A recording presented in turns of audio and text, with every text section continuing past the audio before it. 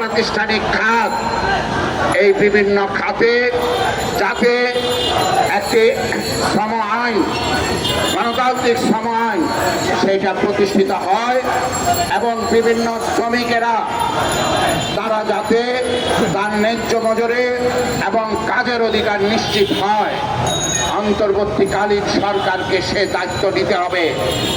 সংগ্রামী বন্ধুগণ, আমরা বিগত সময়ে বিভিন্ন প্রতিষ্ঠান এবং অপ্রতিষ্ঠানের ক্ষেত্রে শ্রম আইন সংশোধন, মজুরি বৃদ্ধি এবং শ্রমিক কাজ করতে গেলে সে যদি মৃত্যুবরণ করে, আহত হয়, তার ক্ষতিপূরণের দাবিগুলি শ্রমিক ফ্রন্টের পক্ষ থেকে তুলে ধরেছিলাম। এই বিষয়গুলি আমরা বর্তমান উপদেষ্টাদের কাছে উত্থাপন করছি এবং তা বাস্তবায়ন তারা সত্তর করবেন এটা প্রত্যাশা করছি। সর্বশেষ এই অভ্যুত্থানে ছাত্র ভাইয়েরা নেতৃত্ব করেছে, কিন্তু এই অভ্যুত্থান সংগঠিত করার ক্ষেত্রে শ্রমজীবী মানুষ একটি বিরাট ভূমিকা পালন করেছে এবং একটি বিরাট সংখ্যক শ্রমজীবী মানুষ মৃত্যুবরণ করেছে, আহত হয়েছে। সেক্ষেত্রেও আমরা দাবি জানাচ্ছি যারা মৃত্যুবরণ করেছে তাদের সুনির্দিষ্ট তালিকা তৈরি করা, যারা আহত হয়েছে তাদের তালিকা করা। এখন পর্যন্ত সেই তালিকার কাজ শেষ হয়নি। আমরা সত্তর এটা করার দাবি জানাচ্ছি এবং যারা মৃত্যুবরণ করেছে তাদের উপযুক্ত ক্ষতিপূরণ এবং যারা আহত হয়েছে তাদের ক্ষতিপূরণ, সুচিকিৎসা নিশ্চিত করার দাবি জানাচ্ছি। আজকে যারা উপস্থিত হয়েছেন সকলকে, কমিটির নেতৃবৃন্দ, সমবেত ভাই ও বোনেরা এবং সাংবাদিক ভাইয়েরা, আপনাদের সকলকে সমাজতান্ত্রিক শ্রমিক ফ্রন্ট এবং গার্মেন্টস শ্রমিক ফ্রন্টের পক্ষ থেকে রক্তিম শুভেচ্ছা ও সংগ্রামী অভিনন্দন। গত 16 বছর যাবৎ ফ্যাসিস্ট স্বৈরাচারী সরকার 2014 সালে বিনা ভোটে 153 জন নির্বাচিত হয়েছেন।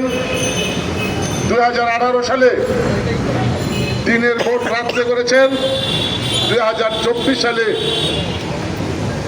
আমি আর নামে নির্বাচনের মধ্য দিয়ে এই ফ্যাসিস্ট সরকারের বিরুদ্ধে ছাত্র শ্রমিক জনতার অভ্যুত্থানে গত 5 আগস্ট সে দেশ থেকে পালিয়ে যেতে বাধ্য হয়েছে। দীর্ঘদিনের পঞ্জীবিত ক্ষোভ, দুঃখ, শ্রমিকের বেদনা, সাধারণ মানুষের বেদনা,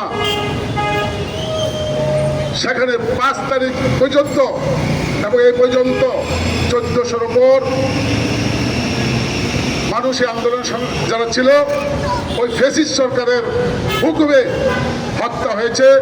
500-600 শ্রমিকের মানুষের চক্ষু হারিয়েছে এবং 400 শ্রমিক সেখানে এক চোখ এবং পঙ্গু হয়েছে। কিন্তু আজকে প্রায় 1 মাস 16 দিন অতিবাহিত হলো। আজকে শ্রমিকদের যে জীবন দিয়ে বৈষম্যের বিরুদ্ধে ছাত্র জনতা আন্দোলন করেছিল, সেই আন্দোলনের অংশীদার হিসাবে শ্রমিকরা ছিল। আজকে পর্যন্ত শ্রমিকদের যে সেখানে কতজন নিহত হয়েছে, কতজন আহত হয়েছে, তাদের নাম লিস্ট সরকারিভাবে ঘোষণা করার জন্য আমরা আহ্বান জানাচ্ছি। তার সাথে সাথে যারা নিহত হয়েছে, আহত হয়েছে, তাদের সর্বোচ্চ ক্ষতিপূরণ দেওয়ার জন্য আমরা এই সমাবেশ থেকে দাবি জানাচ্ছি। সংগ্রামী বন্ধুগণ, শ্রম মজুরি হচ্ছে একটা শ্রমিক তার বেঁচে থাকার এবং তার জীবনযাত্রার মান, জীবনযাত্রার ব্যয়, উৎপাদনশীলতার উপর ভিত্তি করে একটা মজুরি নির্ধারণ করা দরকার। আজকে এই 53 বছর যাবৎ ওই শ্রমিকদের যে আকাঙ্ক্ষা, সেই শ্রমিকদের আকাঙ্ক্ষা প্রতিফলন কখনই হয় নাই। এই 2023 সালে যখন শ্রমিকরা আন্দোলন করলো যে মজুরি বৃদ্ধির জন্য, সেখানে আইন করে রেখেছেন 5 বছর পর পর মজুরি বৃদ্ধি করা হবে। আমরা বলছি প্রতিনিয়ত দ্রব্যমূল্যের দাম বাড়ছে। সাথে সঙ্গতি রেখে এবং জীবনযাত্রার মানের সাথে সঙ্গতি রেখে একটা মজুরি নির্ধারণ করা দরকার।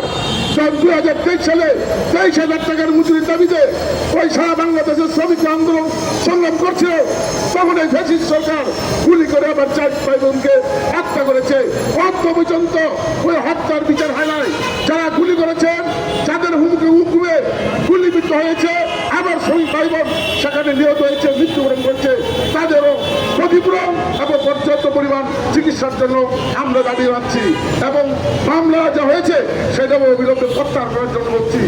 সংগ্রামী বন্ধুগণ, শ্রম আইন অনুযায়ী 7 কর্মদিবসের বেতন দর কত থাকলো, বিভিন্ন জায়গায় যে ওই কথায় মালিক এবং সরকার বলে শ্রমিককে তারা নাকি উস্কানি দিয়ে সেখানে এই জোটের সৃষ্টি করে। বাস্তবে বিভিন্ন কারখানায় সেখানে শ্রমিকদেরকে সঠিক টাইমে মজুরি দেওয়া হয় না। ওই মজুরি দিয়ে শ্রমিক কি করে? ওই মজুরি দিয়ে শ্রমিক তার ঘর ভাড়া দেয়, সে খায় এবং তার জীবন বাঁচার জন্য সে চেষ্টা করে। কিন্তু অন্ত পর্যন্ত আজকে উপদেষ্টা আসার পর শ্রমিকদের টাকা ছিল, শ্রমিকদের কথা ছিল যে আজকে এই সরকার পতন হওয়ার পর যারা আজকে ক্ষমতায় বলতেন বা যারা অন্তর্বর্তীকালীন ক্ষমতায় আছেন 8,34,000 যে শ্রমজীবী মানুষ, তাদের জন্য একটা শ্রম আইন, গণতান্ত্রিক শ্রম আইন করা হবে। আমরা এই সমাবেশে গণতান্ত্রিক শ্রম আইন করার জন্য দাবি জানাচ্ছি।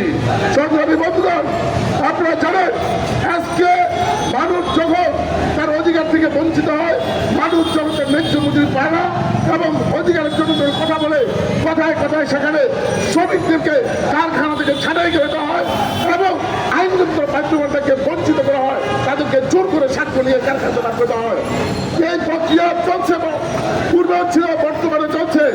আমরা এই সমাবেশ থেকে পরিষ্কারভাবে বলতে চাই, 8,34,00,000 শ্রমজীবী মানুষ যাদের শ্রমে যাবে আজকে এই রাষ্ট্র উন্নত হয়েছে, সভ্যতা হয়েছে, সভ্যতার কারিগর যারা, তাদেরকে ভূমুক্ত রেখে, তাদেরকে কষ্ট রেখে, তাদেরকে যন্ত্রণা রেখে এই দেশের যারা বেশিরভাগ মানুষ জীবন দেশের উৎপাদনশীল সাথে যুক্ত, তাদেরকে কষ্ট রেখে এই দেশ কখনো উন্নত হতে পারে না। শ্রমজীবী মানুষের যে আকাঙ্ক্ষা পূর্ণ হবে না। শ্রমজীবী মানুষের আকাঙ্ক্ষা পূর্ণ করতে হলে শ্রমিকদের সম্পর্কে বিবেচনা করে, তাদের জীবনকে বিবেচনা করে মজুরি পূর্ণ নির্ধারণ করতে হবে। ওই মজুরি নয়, মজুরি তার দয়া বা দক্ষিণে নয়, মজুরি হচ্ছে তার সময়ের বিনিময়, যে কাজ করার বিনিময় যে টাকা পায় সেটা হলো মজুরি। মজুরিটা নির্ধারণ করতে হলে এমনভাবে নির্ধারণ করতে হবে যে নির্ধারণের মধ্যে দিয়ে শ্রমিকরা পরিবার পরিজন দিয়ে বেঁচে থাকতে পারে, আবার পুনরায় উৎপাদন করতে পারে, সেই জায়গায় এই মজুরি নির্ধারণ করতে হবে। সংগ্রামী বন্ধুগণ, আমরা এই সমাবেশ থেকে পরিষ্কারভাবে বলতে চাই যে ছাত্র জনতার যে গণঅভ্যুত্থান 5 তারিখে হয়েছে, সেই গণঅভ্যুত্থানে যারা নিহত হয়েছে, আহত হয়েছে, নিহতদের ক্ষতিপূরণ, আহতদের ক্ষতিপূরণ এবং পুনরায় তাদের তালিকা প্রকাশ করতে হবে। মজুরির ক্ষেত্রে পুনরায় মজুরি বিবেচনা করে দ্রব্যমূল্যের যে সিন্ডিকেট, ইতিপূর্বে যে সিন্ডিকেট ছিল, অন্ত পর্যন্ত ওই সিন্ডিকেট বহাল আছে, সিন্ডিকেটকে ভেঙে মজুরি বৃদ্ধি করতে হবে এবং সেখানে দ্রব্যমূল্যকে নিয়ন্ত্রণে আনতে হবে এবং নিয়ন্ত্রণ আনার জন্য কার্যকরী পদক্ষেপ গ্রহণ করার জন্য এই সমাবেশ থেকে আমরা আহ্বান করছি। শ্রম আইনের যে গণতান্ত্রিক ধারাগুলি আছে সেটা বাতিল করে শ্রমিকের পক্ষে গণতান্ত্রিক শ্রম আইন তৈরি করার জন্য আহ্বান জানিয়ে কারিগর হচ্ছে স্টিল এবং রুলিং মিল। সংগ্রামী বন্ধুগণ, আজকে এই সেক্টরে এমন কোন শ্রমিক নাই যে শ্রমিকের গায়ে আগুনের শেখা না লাগছে। সংগ্রামী বন্ধুগণ, আজকে এই সেক্টরগুলোতে যদি যান, কারখানাগুলোতে যান, তাদের চেহারার দিকে তাকানো যায় না। সংগ্রামী বন্ধুগণ, 18 বছরের মানুষকে মনে হবে সে 40 বছর বয়স্ক মানুষ। সংগ্রামী বন্ধুগণ, আজকে সেখানে শ্রম আইনে কোনো বাস্তবায়ন নাই। সংগ্রামী বন্ধুগণ, আমাদের ওই কলকাতা অধিদপ্তর যারা রয়েছে আজকে তারা সঠিকভাবে দায়িত্ব পালন না করার কারণে আজকে তারা অবহেলিত। সংগ্রামী বন্ধুগণ, আজকে এই সেক্টরে কোনো নিয়োগপত্র নাই, পরিচয়পত্র নাই।